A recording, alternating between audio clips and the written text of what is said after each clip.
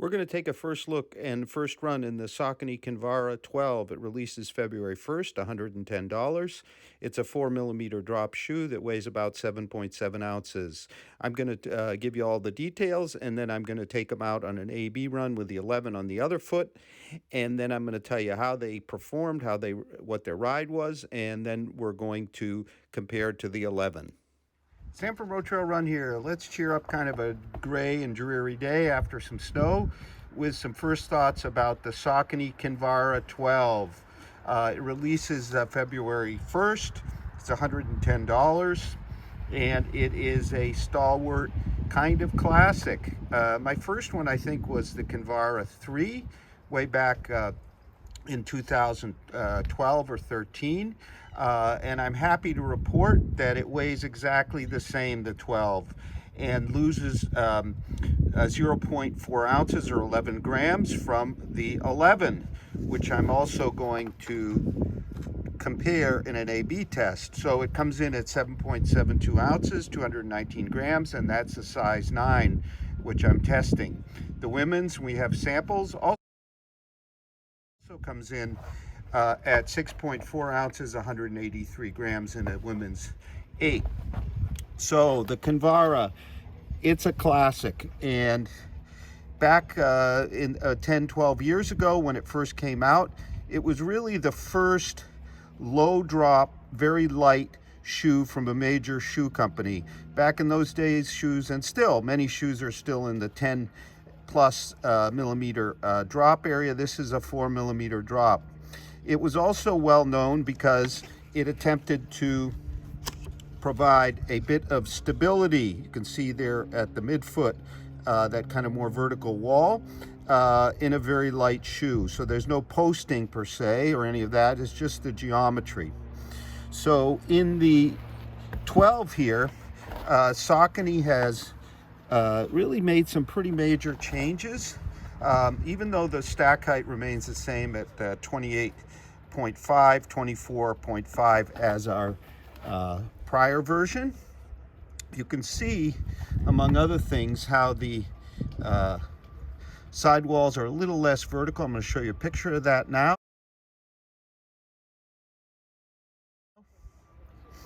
And we also have kind of a swallowtail with a more pronounced rocker. And I'm going to show you a picture of that, how that looks compared to the 11.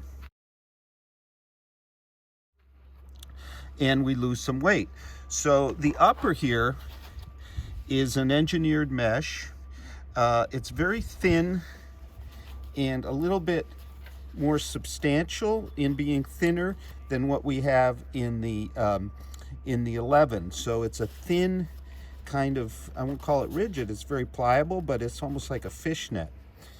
We have more of a kind of swept up heel. We have a plastic reinforcement to hold the heel counter. It's nice and there's good rigidity there. We have a thin tongue, and I'll compare that on the run a little later on. And we also have a bit of flaring here, you see, of the midsole on both sides, actually, a little bit of flaring, so it flares out a bit. So it's designed to be an up-tempo trainer racer. It's always been kind of true to that. I'm going to try them on. I'm going to take them A/B test versus the 11, which you can see has much more kind of plush padding. Its upper is a soft engineered mesh. It was a nice shoe, but look at that tongue in comparison. Much more padding and kind of extra that maybe isn't really very much needed. So we're going to see how it goes. Its midsole is power run, just as the 11 was. You can also see here some pretty significant changes, and I got some snow on them, to the underfoot geometry. We have less rubber at the heel. We also have more of a flatter profile on the ground. You can see more ridges there. I've flexed them, and I haven't even worn them yet. Our 12 is much more flexible than the 11. Over time, a lot of these Kinvaras got stiffer and stiffer. but this one seems to be truer to the origins. So I'm going to take them out and I'm going to tell you how it all goes. Okay, let's talk fit. Sorry about the dirty snow, but we're at the beach. I just finished 5.2 mile run. Okay, so what you're going to get here with fit is it's about the same volume, I think. Our 11 over here is a softer fitting, but it has all that extra padding, the tongue, which our 12 eliminates, thus the weight being so much lower, half an ounce just about. I'm going to say it's a true to size fit. I'm a half size up in both, and my right foot over here is actually narrower, considerably narrower than my left, and I'm fitting a bit loose there, whereas over here on my wider foot with the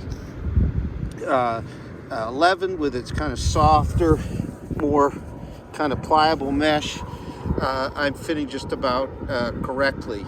So I think you should go true to size with it. Foothold is excellent. The tongue is more than adequately padded. Thin gusseted tongue with some kind of 3D profile on the inside. It fits very nicely over the foot. And then these laces, kind of with a bit of a ridge to them, kind of match the ridges, if you will, or the texture. It's a little bit more kind of denser, but very, very thin of the upper. Not quite as plush a heel collar, but it's totally functional. So it's a bit more of a performance-oriented fit. I notice also that I'm better held under the arch. Those with super wide mid feet might struggle a bit with that. There's a booty in both, a gusset in both. So that's a bit about fit. Okay, let's talk a bit about the ride first run. So what this is a snappy ride. We've got a considerable amount of flexibility, as you can see right out of the box. More flexibility than our older 11 here. You can see I barely can flex it. Now what that leads to is a snappier toe off for sure. I think also, given that we have a less profiled outsole in front, you can see how the outsole, even though we're exactly the same stack height, is more ridged. It's a bit firmer than our 11, but it has more kind of response. It's kind of interesting because there's so little outsole here. You'd expect kind of a softer feel, but this is a relatively firm shoe. I would say it's a bit firmer than our 11, maybe due to the different geometry underfoot. It moves right along. It's a more classic ride. The 4mm drop really isn't noticed all that much, but I definitely noticed our bevel here compared to our flatter profile here over on the 11. Got me off the heel a lot quicker. And then I transition much smoother, as you can see here. What I did notice is a little bit less cushion and support through the midfoot here compared to our 11, which it seems broader through that area, even though again we have the same stack height. So there are some differences here. What it leads to is, I think, a truer reflection of the original snappy Kinvara, which it was a low drop. This is still 4mm. This is the same weight as the Kinvara 3 at 7.7 ounces. Kind of snappy, up-tempo trainer. Some people will train in it all the time. There's plenty of rebound from the midsole. I wouldn't call it bounce. It's more kind of responsive through the entire stack.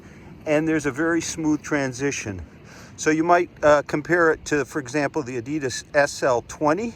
This is not as firm, not as rigid, maybe a longer kind of toe-off feel. Another one you might consider compare it to is the New Balance Fresh Foam Beacon. I think this is a bit firmer. I think it transitions a little faster. This is more kind of the shoe you might take for those fast intervals at the track, or a short tempo run or a fartlek. And of course you could daily train in it because we do have 28, 24 stack. We're going to have a full multi-tester review coming real soon. There'll be all kinds of different opinions. But the Kinvara 12, a classic, very nicely updated here, kind of truer to its original form, its original kind of snappy, up-tempo, low-drop heritage with a beautiful colorway. So stay tuned to our channel and please read the multi-tester review. It'll be up very shortly on RoadTrailRun.com, and we'll also link it here. And thank you very much for considering subscribing to our channel.